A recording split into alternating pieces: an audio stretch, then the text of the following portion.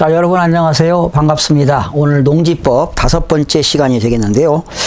자, 지난 시간에는 농업 진흥구역에서 토지 이용 행위에 대해서 알아봤는데요. 오늘 이 시간에는 16번째 내용이 되겠네요.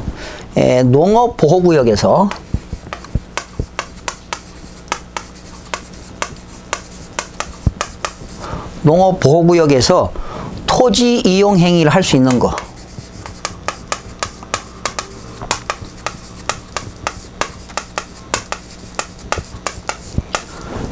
농업보호구역에서 토지 이용 행위를 할 수 있는 것 한번 알아보겠습니다.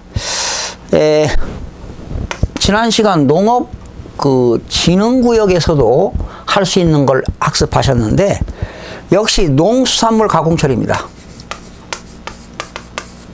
농수산물 가공처리하는 시설 가능합니다. 두 번째는 어린이 놀이터 그리고 마을회관.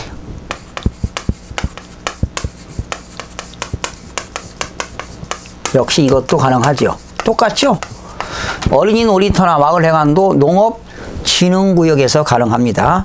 세 번째, 농업인 주택입니다.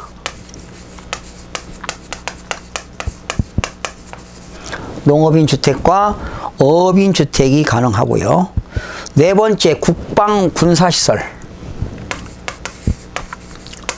국방 군사시설도 가능합니다. 다섯 번째는 하천 제방도 가능하죠. 하천 제방 똑같죠. 자, 여섯 번째 가능한 게 뭘까요? 문화재 보수 복원입니다. 문화재를 보수하거나 복원시키는 사업도 가능하고요. 일곱 번째, 도로 철도 기반시설 가능하고요. 여덟 번째, 지하자원 개발 가능합니다.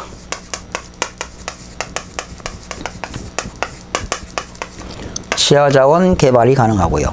아홉 번째, 농어촌 소득원 개발입니다. 농어촌에서 소득을 증대시킬 수 있는 소득원 개발, 소득원을 발생시키는 모든 개발 사업이 가능하고요. 역시 농업인의 소득 증대입니다. 10번 농업인들의 소득을 증대시킬 수 있는 사업인데요. 이 농업인의 소득 증대는 뭐하고 관계되느냐? 농어촌 정비법하고 관계됩니다. 농어촌 정비법.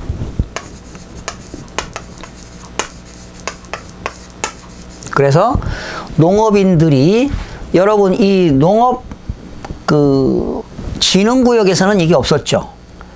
그런데 농업보호구역에서는 농업인들의 소득 증대를 위해서 필요한 시설인데요. 여기는 주로 관광 농원시설이라든가 농원사업, 주말 농원사업 이런 것들이 가능하게 되는 겁니다. 그리고 농업인들의 생활 여건을 개선하기 위해서 필요한 시설입니다. 대통령령으로 정하는 건축물, 공작물 등 이런 거. 또 농업보호구역에서는요. 역시 농업인들 주택을 가능한데 부지 면적이 1000제곱미터 미만의 단독주택 가능합니다.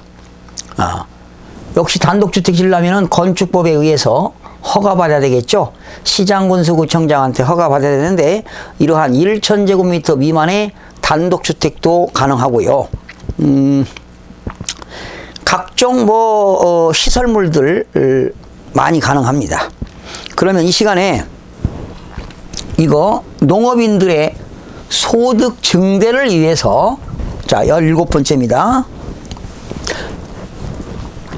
17번째, 농업인들의 소득 증대를 위해서 농어촌 정비법에 의하여 농어촌 관광 휴양사업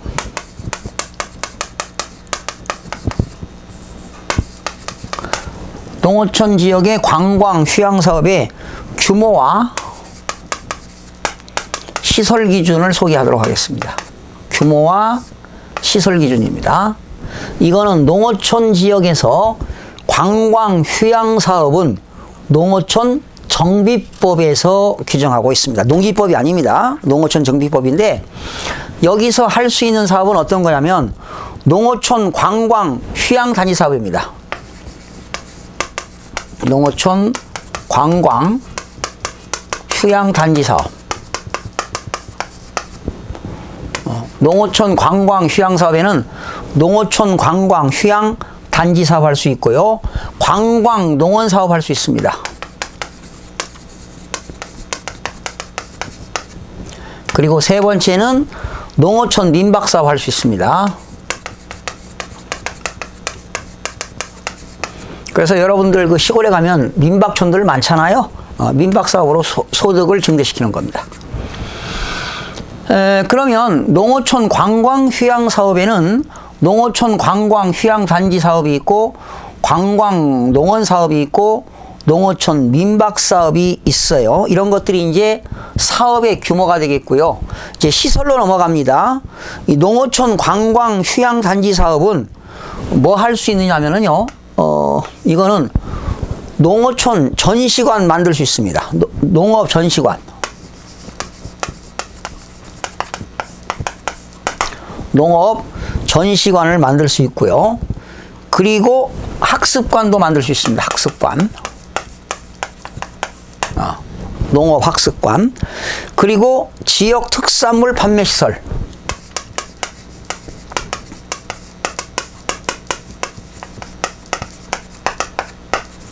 지역 특산물 판매 시설도 관광 휴양단지 사업에 들어갑니다. 그리고 체육시설, 휴양시설.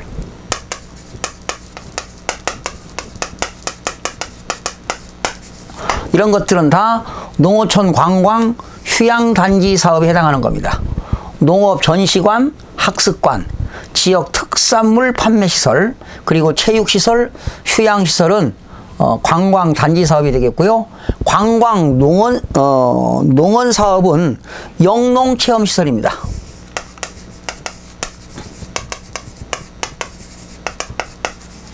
영농 체험 시설, 그리고 지역 특산물 판매 시설.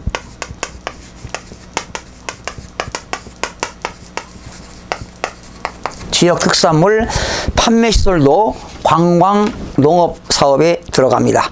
역시 또 체육시설, 휴양시설.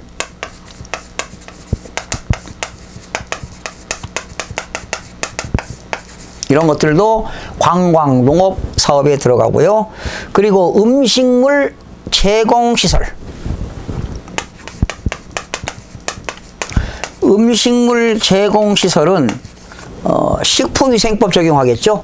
식품위생법에 의해서 음식물을 제공하는 거니까 뭐 식당 같은 것이 되겠죠. 그리고 기타 시설 되겠습니다. 그리고 이제 세 번째 농어촌 민박 사업인데요. 농어촌 민박 사업은 조식을 제공할 수 있는 시설입니다. 조식 제공 시설. 조식을 제공 시설입니다. 조식을 제공하는 시설. 조식을 제공하는 경우에만 해당이 됩니다. 그런데 중요한 것은 말이죠. 농어촌 이 관광 휴양 사업의 규모는요. 농어촌 관광 휴양 단지 사업의 규모는 1만 5천 제곱미터 이상,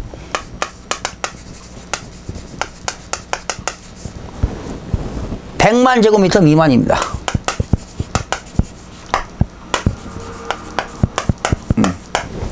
농어촌 관광 휴양 단지 사업은 15,000 제곱미터 이상 100만 제곱미터 미만이 되겠고, 관광 농업 사업은 10만 제곱미터 미만입니다.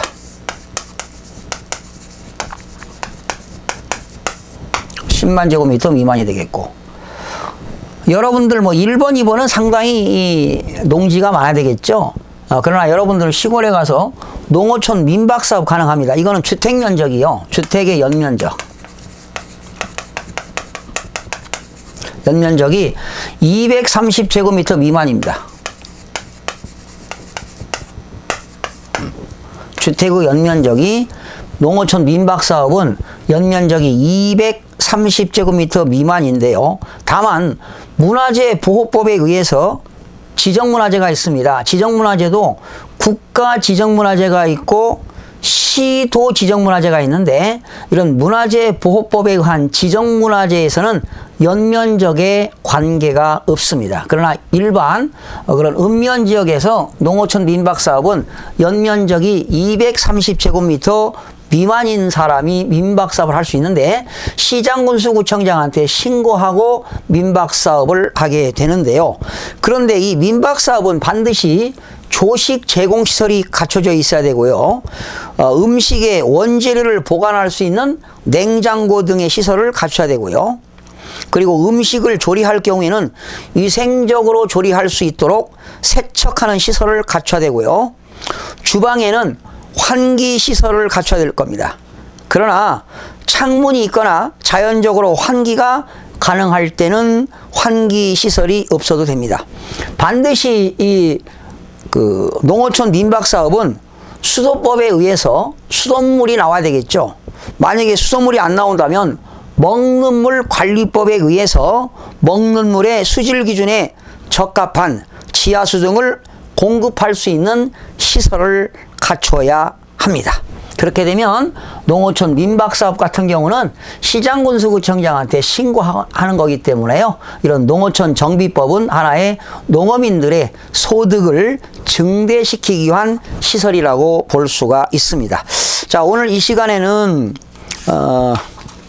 농업 보호구역에서 보호구역에서 토지 이용 행위가 농업진흥구역보다는 좀 아무래도 많죠. 그런데 농업보호구역에서는 특별히 농어촌 정비법에 의해서 사업의 규모와 시설 기준이 있는데요. 농어촌 관광 휴양단지 사업과 관광 농원 사업과 농어촌 민박 사업은 농어촌 정비법에 의해서 이런 사업을 할 수 있다는 내용을 살펴봤습니다. 오늘 여기서 마치고요. 다음 시간에도 농지법 시간에 또 한번 찾아뵙겠습니다. 여러분 대단히 고맙습니다.